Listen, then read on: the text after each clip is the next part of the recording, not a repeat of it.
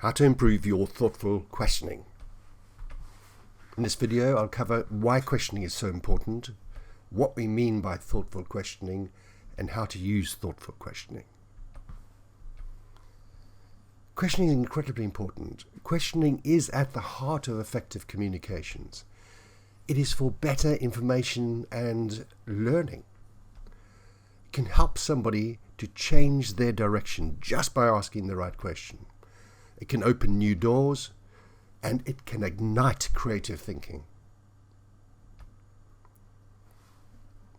What do we mean by thoughtful questioning? It is about thinking more about what you're asking people. So be aware of the goals of your coachee and finding the right question to understand the full story, to drill down deeper, to uncover what is not obvious, clarify what you don't understand, to brainstorm plenty of options, help you both to reach agreement, redirect your coachee away from barriers towards areas of opportunity, to get agreement on struggles, options, and actions.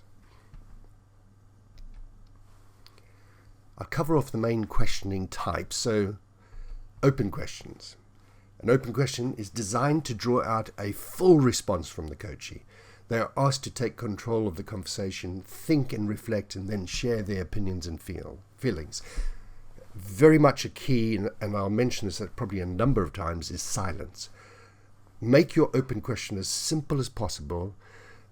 Don't feel, if you don't get an immediate response, that you need to clarify the question and embellish on what you've already said.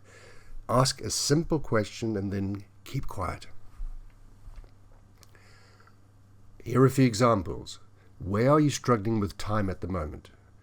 What do you plan to do next year? What happened at the meeting? Used for gathering a maximum of information based on the coachee's own knowledge, feelings, and opinions. It's about finding out what they want to do. And the thing you need to guard about is giving your own opinion, even though probably you're desperate to actually say something about what they're talking about. So closed questions. A closed question is designed to answering with a single word and a short phrase. They provide facts, are quick and easy to answer, and you get control of the conversation. Do you keep a diary? Do you know how to prioritize? When is your next presentation? Used for testing your understanding, making a decision, concluding a conversation. Probing. Probing questions are intended to help your coachee think more deeply about the issue at hand. Examples, could you give me an example of? What exactly do you mean by system failure? What have you tried so far? And of course, the 5 whys. Why? Used for gaining clarification to make sure you understand the whole story, drawing out information when you believe your coachee is holding back on telling you something. Leading questions. Leading questions are designed to lead your coachee to your way of thinking. Examples. It looks like your tasks on your Outlook is the way forward. Do you agree? How late do you think marketing will provide the forecast? Going ahead with a team building day seems fairly obvious, don't you think? Would you like me to speak to your boss, or would you rather do it? Used for pointing your coachee in what you believe is the better direction. Getting the answer you want, but leaving your coachee feeling that they had made a choice. Note, only using leading questions if you believe your coachee rather than you will benefit. So it is always about the benefit to the coachee and not yourself. And that's when you're in proper coaching mode. The funnel we do cover off in detail as part of one of the tools, but just a recap, structuring your questions, the funnel. Funnel is a technique used to gather information on a specific topic, to understand what this information means, to drill down into detail, getting into more and more detail, to discard what is not relevant and shape it down to a conclusion, then to check that this conclusion is correct. So in this, you use a combination of questioning. You'll use open questioning to start off with at the opening of the funnel, and then you'll probe for better understanding, and then perhaps leading questions to make sure that you are both on the right track, and a closed question to close out the operation.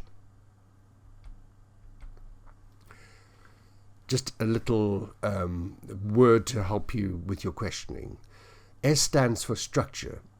Structure your question to get the best response from your coachee, ensuring a steady flow of conversation. So the structuring of your conversational, of your questioning is really important.